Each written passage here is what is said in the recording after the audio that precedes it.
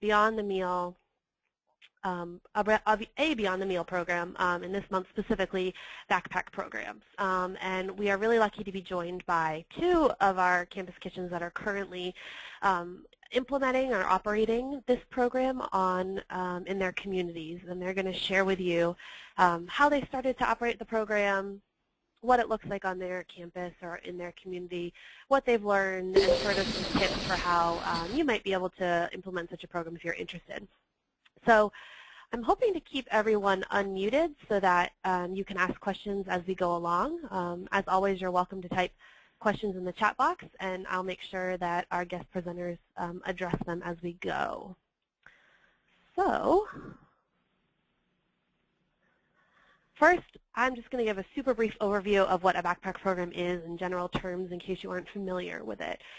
And the initiative is really meant to diminish the meal gap that students who are eligible for free or reduced price lunches at school experience on the weekends. So a lot of these students, lunch might be the only large meal, if not the only meal they're receiving at school because they can get it for a free or reduced price.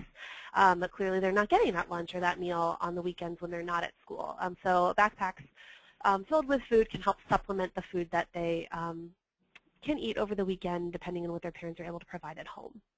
So the gist of the program is that the students who are part of the program take their backpack or bag or whatever is carrying the food home with them and then return the bag empty to school on Monday. And then the bags are reused and the cycle repeats itself. So first, we're going to have Jenny Davidson from the Campus Kitchen at Washington and Lee share her backpack program with us. Their program has been going on for many, many years now, and they have sort of a long-established program and lots of history and lots of knowledge to share. So we'll sort of talk about what an established program looks like, and then we'll move on to the Campus Kitchen at St. Lawrence, whose program is just getting off the ground. So Jenny, go ahead and take it away. Sure.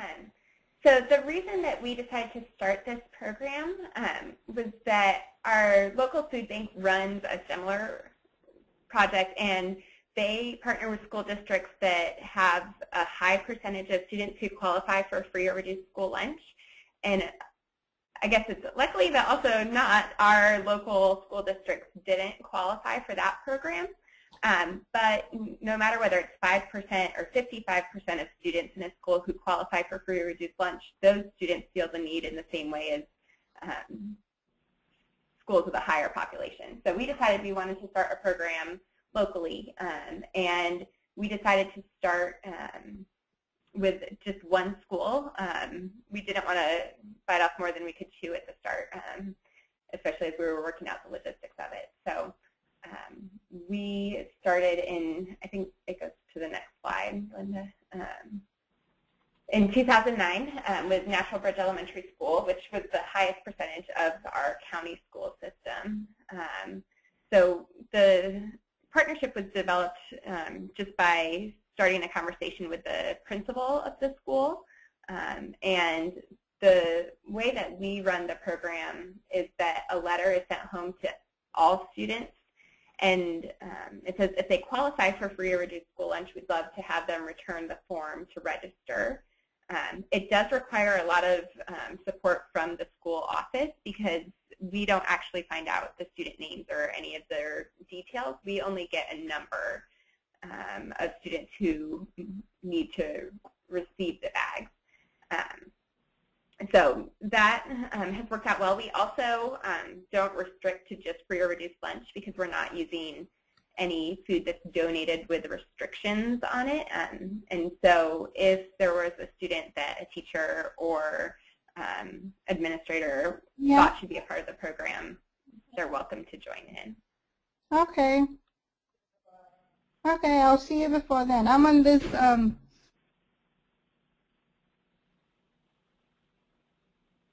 Sorry, I didn't know if someone had a question. So we started with just that one school and then added a second and then finished out the county school system. And we're now in 3 school systems, which includes 7 elementary schools. We partner with our local Head Starts. There's 4 of those here. And then another preschool and an autism school. And Jenny, can you, excuse me, sorry, specify real quick how you chose I mean, the elementary schools was maybe more of an obvious growth, but how you chose to, which Head Start programs or preschools, other places to reach out to when you were expanding the program? So the Head Starts, a couple of those are actually based at elementary schools, and so they were included when we started our partnership with that elementary school, and then just seemed an obvious fit because they, by nature of the program, are serving low-income families. The other school and preschool actually reached out to us with interest, which has been kind of a fun shift. We're in a very small rural community, and as our campus kitchen has become more well-known, in addition to us seeking out partnerships, there are folks who seek us out, which is really nice. Gotcha. Thanks. So when we first started and just had one school, we were able to pack the bags with pretty much donated food. We sourced from our local Walmart, and it wasn't too difficult to keep up with the demand. But now we're serving over 700, and so we are able to source food from our food bank, and then based on what they have available, we also place an order through our catering office on campus. Our food bank is about 40 minutes away, so we've actually developed a partnership. The local food pantry picks up our order when they go to the food bank, which has been really nice. And we are purchasing food there, but that's only to cover the cost of transportation for the donations and that sort of thing. So it's a much lower cost than when we have to order through catering. So in terms of evaluation of the program, at this point, it's been kind of just constant communication with the school administrators, and then also the client agency impact is the official feedback we get from the schools. It's difficult to have evaluations from the families that are receiving the bags because we don't know who they are technically. In some cases, we interact with them in other areas, and they've mentioned it. But it is our goal in the upcoming year to, we have a community-based research program within my office, and to have a study that's focusing on kind of the impact for families and ways that we can improve. And Jenny, when you're communicating with the school about feedback on the program, what sorts of feedback are they giving you, and how are you able to incorporate it? So on the next slide, we actually have a couple of adjustments we've made, and that's been in part because of feedback we've gotten from the school. So when we started out, we were using actual either backpacks or I don't know what they're called, but the bags with you pull the strings, and they're like athletic bags. But what was happening is some of the schools were having a real hard time with retention. Students just weren't returning their bags, and they knew that those students needed the food, but once the bag wasn't returned, they were kind of out of the program. There also were concerns about hygiene. Luckily, we didn't have kind of an outbreak of lice or anything like that, but that was, looking forward, we wanted to avoid that. But there were bags that came back just kind of smelly, and then they'd all go into a bin together, and it would make, even if only one bag came back smelly, then all of them would start to smell. And with the physical backpacks, they were numbered, and then the number was matched to a student name, and administering the program at the school just took a decent amount of time. And with disposable bags, they're able to just give any student any bag. If they know they're in the program, it doesn't matter which bag they get. So that's been really helpful. With the disposable bags, we're also able to remove one of the kind of deliveries needed, because we put the bags into plastic bins to deliver them, and what we can do now is pick up empty bins as opposed to having to get them back earlier in the week. I don't know if that made sense. Yeah, absolutely. Hello.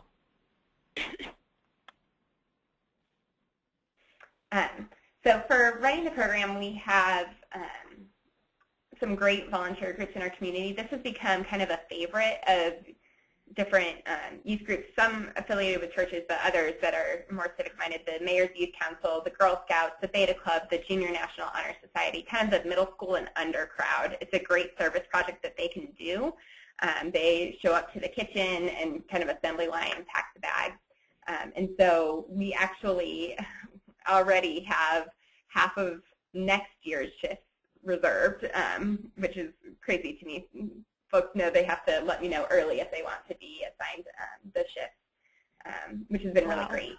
We do have 4 of our leadership team members are assigned to the shifts just because there's a lot of moving pieces. We're resupplying the assembly line, breaking down boxes, making sure that if any bags rip, they are replaced, not simply just take the next bag. We count out the bags in advance, and so if a bag were to rip and they don't replace it, that means that there's a student who doesn't have a bag to take home. And so they do that on Wednesday afternoons. The timing is kind of flexible for the service groups. They can choose a time. And then when we have between 10 and 12 volunteers, it normally takes us about an hour. We do have one church that has committed to packing one of the schools. So we bring them the bulk supplies and they pack, and then we end up packing just a little over 600 at a time on site at our kitchen. And just in terms of other logistics of funding, because we are having to purchase food, this program has gotten to be the most expensive program we run, more than our congregate and individual meal services. But we are able to fund it in part through an annual fundraiser, the Super Bowl, which I'm happy to talk more about if people have questions about that as well. And then also through grant support. We found that foundations really love the idea of feeding children, and so that's been great to find sources of financial support that way. Jenny, can you give us a sense of, I mean, you're ordering a lot of food and then you're packing. 600 seems like a crazy big number to me of bags that then you're like keeping in your kitchen, I'm guessing, until you give them, you know, deliver them the next morning. So what kind of like storage space or like physical capacity does this take? Mm-hmm. So we, I think, are one of the few kitchens that we have our own kitchen space. And the way that it's set up, we have kind of our commercial kitchen on one side and then storage on the other. I'm terrible at estimating square footage, so I'm not sure about that. But we were able to stack the bins 3 or 4 high, and it's probably 25 to 30 of those plastic tote bins that are filled. So it is some significant space for that. And for the assembly line procedure, we have stainless steel tables, and there's 4 that are lined up. And so we put 2 lines worth, one on either side, and have folks go through an assembly line there. Gotcha.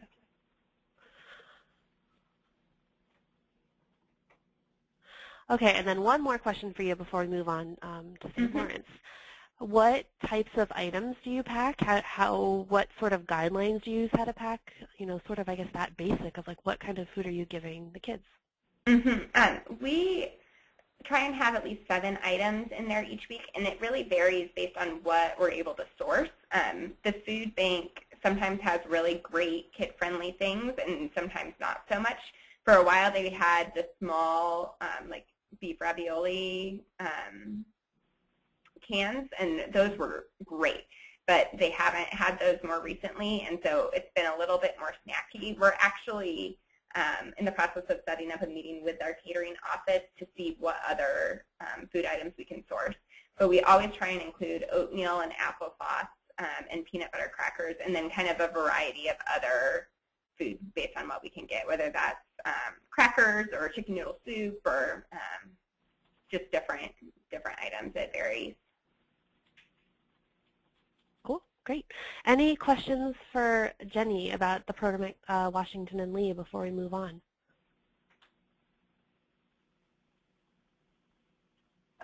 Oh, we have a question in the chat box that I almost missed. How did you get established with the food bank, and was it through the campus kitchen or through your university? It's our campus kitchen. So it's a Feeding America food bank, and I think I mentioned it's about 40 minutes away. We actually started the partnership, I believe, in 2008 or 2009. They have a $50 fee annually to affiliate with them, but what we get from that partnership is totally worth that fee. They are the ones that actually facilitated the relationship with Walmart. We had tried to get Walmart to donate, but with such a large corporation, there was just a lot of red tape. And Walmart in our region partnered with Feeding America, and then as a member of the food bank, they chose us to be an agency that picks up. So that's been really great. And yeah, we have a community partner coordinator at the food bank that we work with. So there is some reporting that's kind of a piece of that. We send them monthly reports as well as to the National Campus Kitchen Office. And when you affiliated with them, we've had this conversation with so many campus kitchens so many times.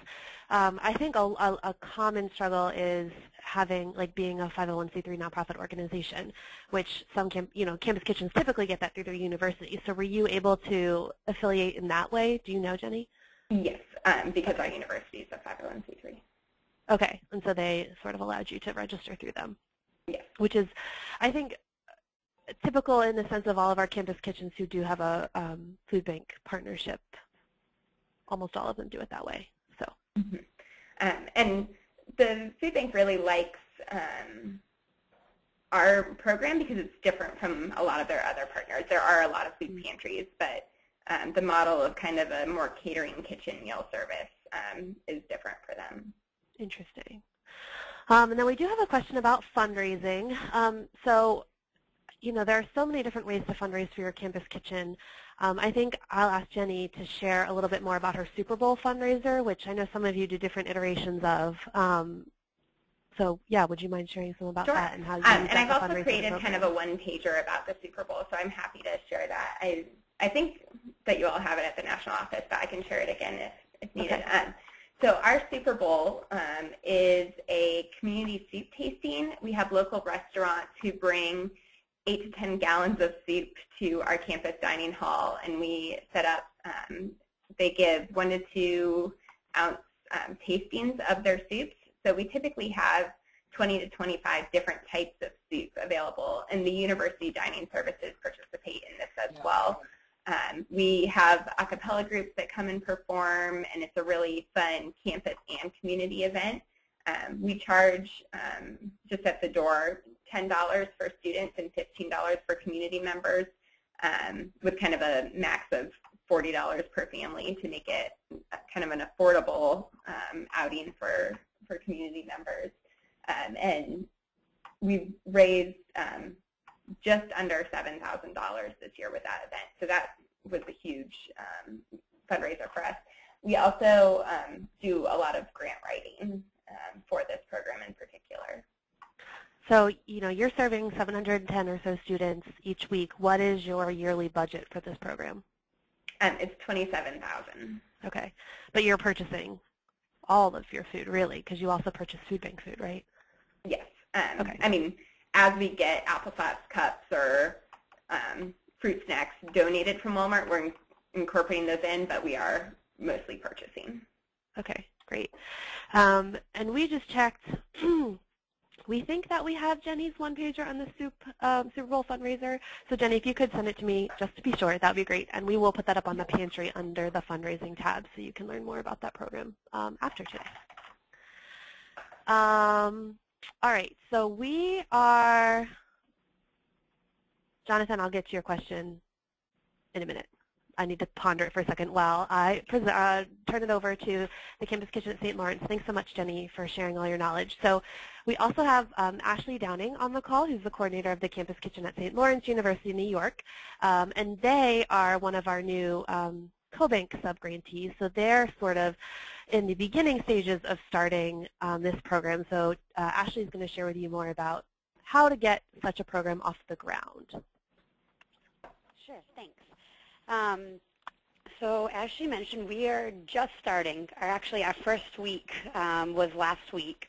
And kind of the reason that we got involved is our Campus Kitchens meal is primarily elderly men and women that come because they may need the meal, but also because they enjoy the communication and the conversation that they can have with the other guests.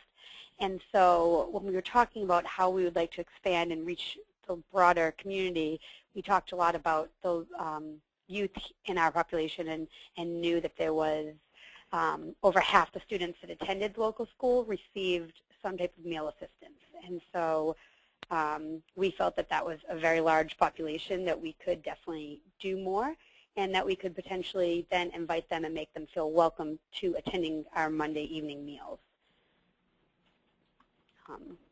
So it was, yeah, it was kind of a marketing tool, but also an opportunity to really reach a new population.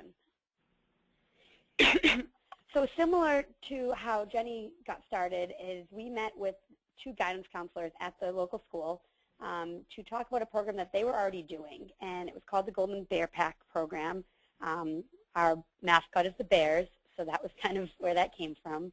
And we really wanted to find out what they were already doing and where there was a need. And so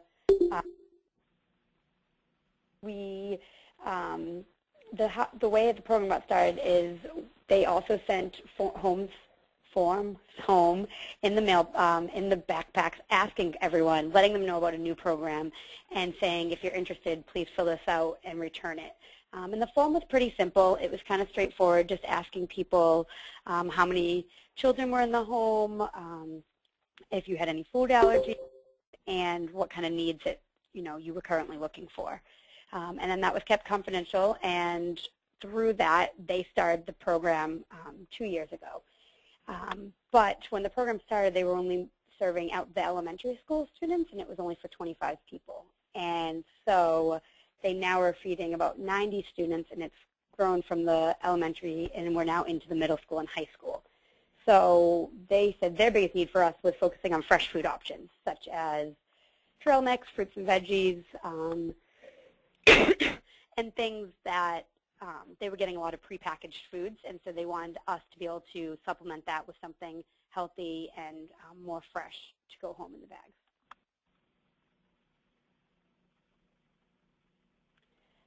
So what we've already learned, just kind of in our brief start, is that when the program started, in particular when it was just with the elementary kids, there was not as much of an issue with kids getting the bags.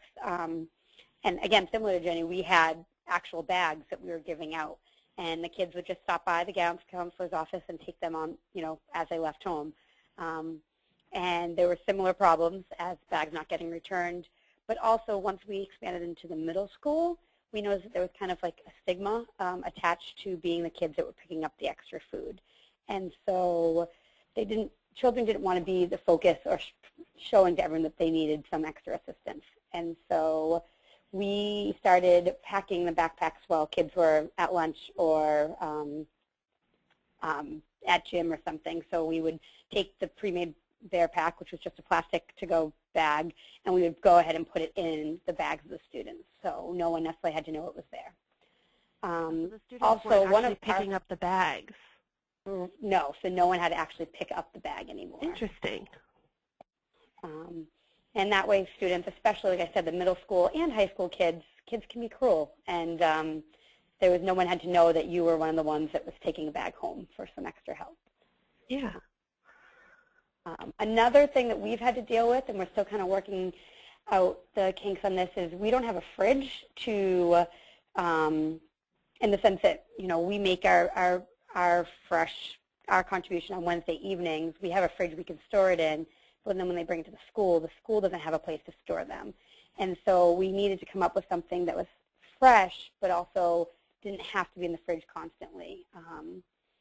So we came up with, carrots and celery sticks, because we would deliver them on Thursday at, say, noon, and by Thursday at 3, it was still enough time that we felt it was okay, but we couldn't do anything that was milk or dairy-based, for example, because of the limits with our storing. So Ashley, your healthy fresh foods are more like whole or marginally prepared fruits and veggies. Is that a lot of what you had been doing and are hoping to do? Yeah, that's exactly right. So we're doing a lot of more fruits, more vegetables. Like I said, we did a trail mix. The guidance counselor even asked if we could make like homemade cookies, or do like a banana bread, for example. So we're doing cranberry nut cookies. So again, it's they're cookies, but they're fresh. They're different than a prepackaged set of Oreos, for example. Cool. Yeah. And so how we're running the program, every Wednesday is when we will help pack the bags. And we have really started pushing this out to our whole community here on the campus, saying this is a great way for other student groups to get involved.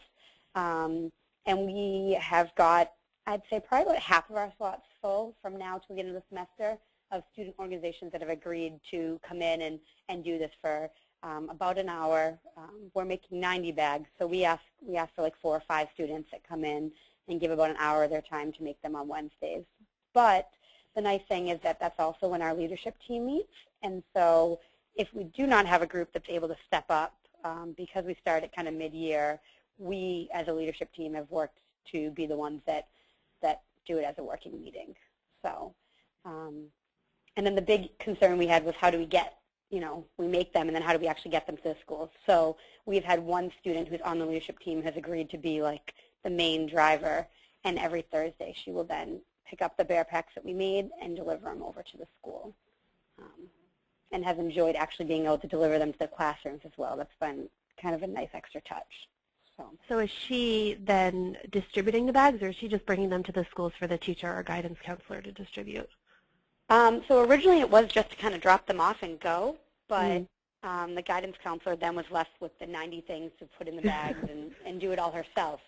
So we have found someone that can actually stay with the guidance counselor. And it actually only takes about an hour, again, with the 2 of them, because it's only that one thing that they're then putting in each of the bags. And actually getting to go and put them in the classrooms. So that quickly changed. After 1 week, we were like, we feel bad just kind of dropping them and running. So now we actually get to put them in the classrooms. Right, that makes sense. And then I think this question also fits in this category, and I don't think that we have this answer elsewhere, so sorry if we do. But how are you all resourcing your food for this? No, that's a great question. I don't know if I addressed that. We are using grant money. The school, the guidance counselor, her name's Kelly, we've worked with, she's put in a lot of requests and grants. And like we mentioned, people like things that focus on hunger and the youth and want to help. So we've been really successful in that end. But also reaching out to some of our local organizations, such as Stewart's, which is just a local, kind of like a Cumberland Farms gas station, but they do a lot more, and also Price Chopper and just local organizations that have wanted to assist. And so we're getting some donations, we're doing some grant writing, and then our CoBank grant, this was kind of one of our main focuses for that additional funding we got through Campus Kitchens to expand this program.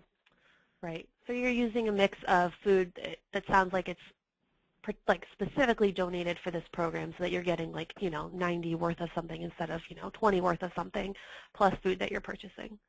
Correct. Yeah. So when we reached out to locals, we specifically said this was for the Golden Bear Packs program, and that kind of got more people invested, which was nice. Great. So, we have not done any evaluation as we're just starting, but we have come up with 2 options, and we're going to kind of see what ends up working best. One of those is to put a survey in the bags that we're delivering and ask the parents to fill them out. This would, again, which was big for us, allowing parents to be anonymous and not making students feel that they were targeted. The other option we had, which would require a little bit of collaboration, is working with another student organization that goes and does an after-school program.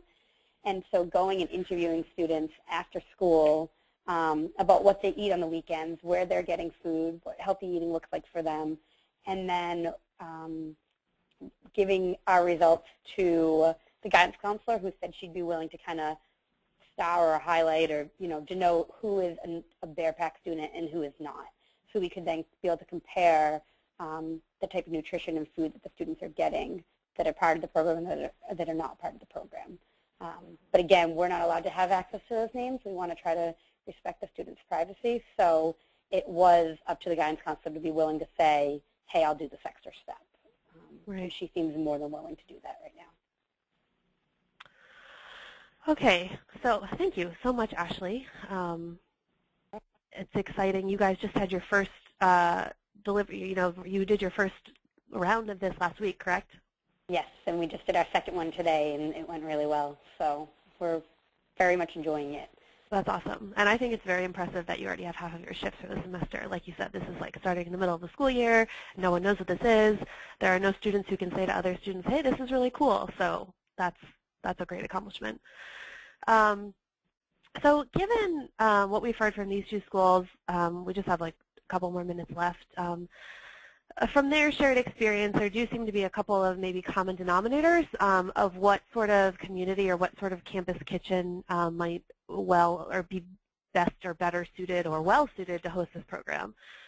Both Washington and Lee and St. Lawrence are in rural communities. And so sort of that rural hunger issue, lots of free and reduced price lunch children around seems to be the sort of community that could benefit from this program. Clearly, campus kitchens that serve children are sort of well-suited because you already have existing relationships with client agencies that might already serve these free and reduced price lunch children. And so you already have a step up of figuring out where the need exists in your community. But at the same time, as you heard from St. Lawrence, that you don't have to have worked with children to make this program successful. And they're using sort of this new audience as a bridge to serve more parts of their community and sort of do a more holistically serving families in their community, which I think is really great. So we do have a couple of tips for success, excuse me. And actually, Ashley wrote a lot of these. Ashley, would you mind talking through these real quick too? Yeah, sure.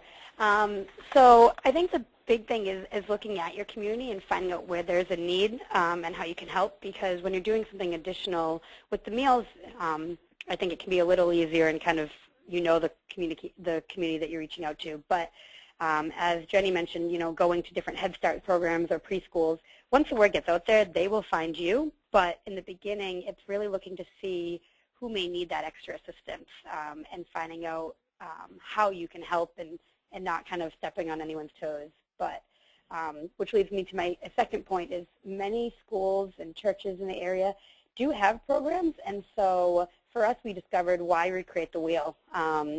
We didn't, we knew we wanted to help serve more families, and this program was in existence but could definitely use some extra help, and so we took it as another chance to build a positive relationship and enhance something that was already going on.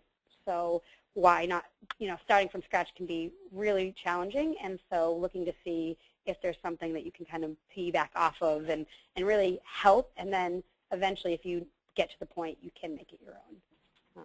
Which I think is sort of the whole premise of how campus kitchens get started anyway, right? You're using existing resources, existing facilities to make something better or different or new, and that's exactly what you all are doing, especially at St. Lawrence.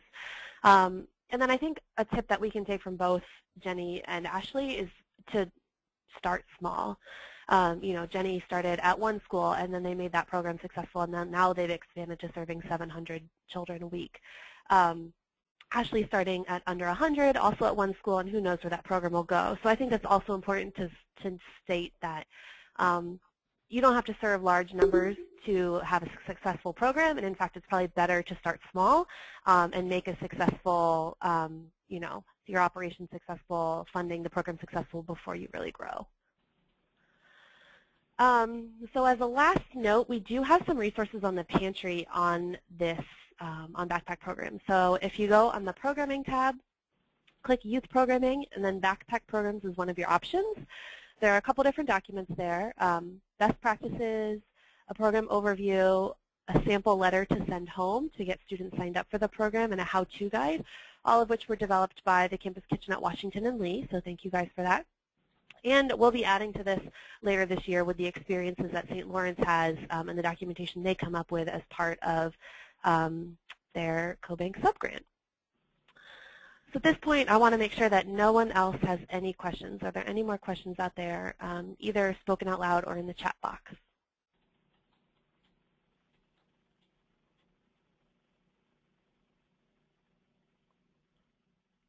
Alrighty, I would think that's probably a no. So again, thank you all so much for joining us today. I do want to say while I have you on the call that We found out today that our hotel block for the Food Waste and Hunger Summit, if you're planning on joining us for that and staying in that hotel, is quickly filling up. So if you have not booked your rooms, we highly recommend that you do so ASAP to be able to get our discounted rate for the summit. And so I wanted to make sure that you guys know since you're on the call today, and hopefully we'll communicate that to everyone else, but you are the first to know that. So that is all we have today. Thank you again so much to Jenny and Ashley for sharing their great backpack programs with us, and I hope you all enjoy the rest of your day. Great, thank you.